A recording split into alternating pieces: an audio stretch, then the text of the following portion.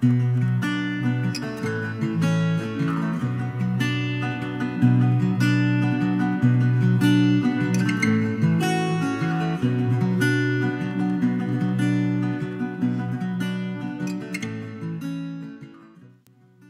first thing I'm doing, as always, is priming the eye area.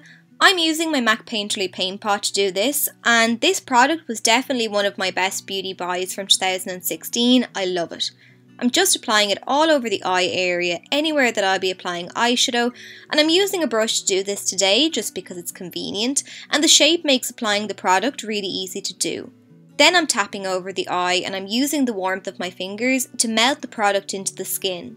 To make sure that paint pot doesn't budge, I'm setting it in place now with a powder, and powder eyeshadows are going to go on the eye more smoothly if there's a powder base underneath. I'm using the ABH Master Palette by Mario today, and the first shadow I'm taking is Isabel. I've picked up some of this terracotta shade on my fluffy blending brush, and I'm just working this into the crease. This shade makes a great transition colour for any look really, regardless of what the colour scheme is. Once I've gotten the bulk of the product off of my brush, then I'm moving my brush up a little higher in the crease, more so towards the brow bone, and I'm fading out the edges of the shadow. I'm taking a smaller brush now and running that shade along the lower lash line. I like using a more defined brush for this step because I can be more precise with my application and the colour payoff is just better. Once I've laid down the shadow, then I'm going back in with my fluffy blending brush and I'm going over the shadow to make sure it's nice and soft in appearance. Next, I'm taking some of this warm brown shade called Violeta on my fluffy blending brush and I'm adding this into the crease as well.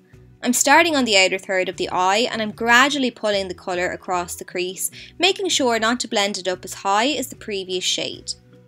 Then I'm blending some of that brown along the lower lash line in the same manner as before, and when I'm happy with how it looks, I'm using the fluffy blending brush again to make sure everything fades nicely together. I wanted to cool down the look ever so slightly, so to do that I'm taking that milk chocolatey brown at the end and I'm applying it into the crease and down along the lower lash line as well. Now I'm buffing around the edges of my shadow with the clean blending brush just to make sure the look is nice and diffused. Keep on top of your blending, blend as you go because it's easier that way, opposed to layering all your shadows and then trying to blend them together at the end. It's not going to work that way. Next, I'm picking up some of this mossy green shade called Bronx, and firstly I'm applying this on the outer third of the eye. I'm going for a sort of spotlight eye today, and to get it even on both eyes, I like to use my iris as a guide.